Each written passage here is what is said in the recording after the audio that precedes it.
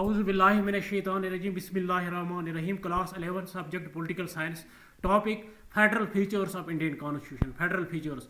Following are the federal features of Indian Constitution. Following are the federal features of Indian Constitution. Number first, division of powers. Number first, division of powers. The Constitution of India has established two forms of government: union government and state governments. The Constitution divides powers between these two sets of government. For the division of powers, the Constitution maintains three lists, i.e. that is union list, state list and concurrent list. The union list consists of 97 subjects of national and international importance. The state list consists of 66 subjects of local importance. The concurrent list consists of 47 subjects of both local and national importance.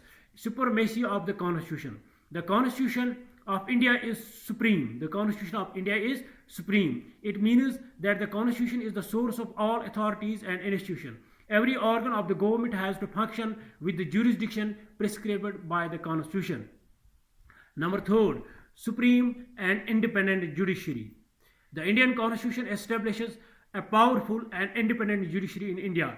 It decides the disputes between the center and the states. It interprets the Constitution and has the power of judicial review over the laws of executive orders of the government.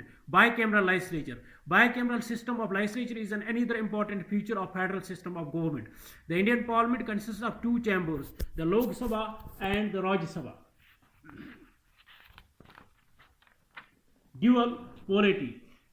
India has two sets of governments, the national or federal government on the one side and the government of each component state on the other. So it is clear that some features of the federal system are found in Indian Constitution. Federal features of Indian Constitution.